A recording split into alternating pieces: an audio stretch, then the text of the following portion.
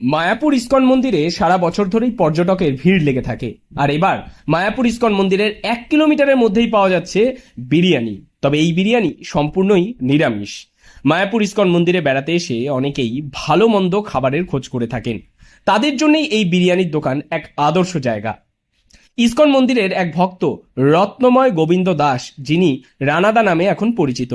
আর এই রানাদার নিরামিষ বিরিয়ানি ও সয়া চাপ ইতিমধ্যেই ব্যাপক জনপ্রিয় সোশ্যাল মাধ্যমে তার ভিডিও দেখে বহু দূর দূরান্ত থেকে মানুষ আসছেন শুধুমাত্র রানাদার বিরিয়ানি একবার চেখে দেখতে। সম্পূর্ণ নিরামিষ উপাদান দিয়ে তৈরি এই বিরিয়ানি স্বাদে এবং গন্ধে অতুলনীয় বলে জানান বিরিয়ানি খেতে আসা একাধিক পর্যটকেরা। আগে আমার বিল্ডার্সের দোকান ছিল, আমি অনেক বছরই বিল্ডার্সের দোকানদারি করেছি। তারপর ওখান থেকে আমার বিজনেসের একটা বড় ক্ষতি হয়। আমি একটু কিছু অসাধু কন্ট্রাক্টরকে মাল দিয়ে আমি অনেকটা ফেঁসে যাই।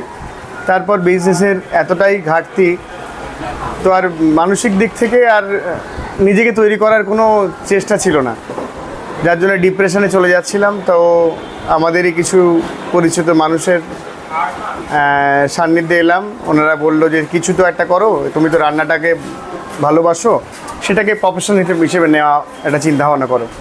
তখন আমি মায়াপুরে চলে আসলাম। এসে প্রথমে গেটের সামনে 4 নম্বর গেটের ওখানে আমি একটা রিক্সায় করে বিরিয়ানি বিক্রি করতাম। একটা হাঁড়িতে করে অল্প করে বিরিয়ানি নিয়ে ওখানে বিক্রি করতাম। তারপর ওখান থেকে আমার বেশ ভালোই প্রচার শুরু হয়। আস্তে আস্তে এখানকার স্থানীয় যারা বাসিন্দা তারা বিরিয়ানি খেতে শুরু করলো। এই করতে করতে আজকে ওখান থেকে আমি প্রায় 2 হাঁড়ি বিরিয়ানি ওখানেই বিক্রি শুরু হলো। তারপর 3 হাঁড়ি বিরিয়ানি ওখানেই ভেজ, ফুটপাতেই, পিওর ভেজ, এখানে কোনো পেঁয়াজ রসুন কিছুই না।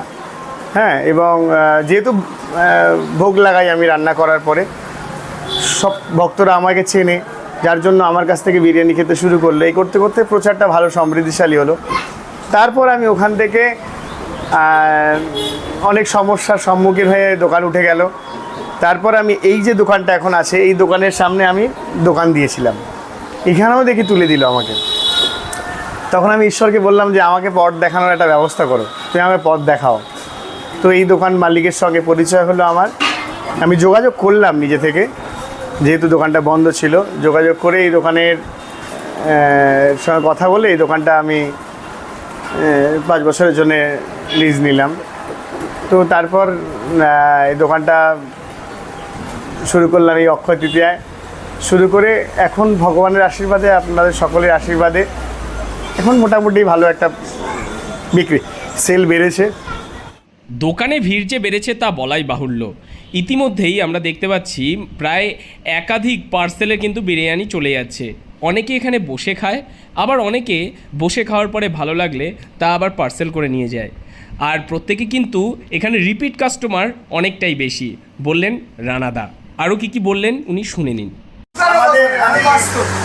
আমার তো বিশেষ করে আমার কষ্ট হয় একটাই, এই যখন টুরিস্টের এত ভিড় হয়ে যায়, আমার স্থানীয় যারা কাস্টমার, আমার পার ডে 1 হাঁড়ি বিরিয়ানি আমার স্থানীয় বাসিন্দাদের জন্য, তারা আসতে পারে না।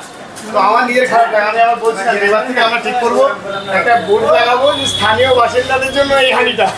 মোটামুটি যখন উনি ভ্যানে বিরিয়ানি বেচতো, সেই ওই নামহাটের সামনে কোনোদিন এখানে, তো কোনো সময় না পেলে আমি খুঁজে বেড়াতাম কোথায় আছে, ঠিক আছে।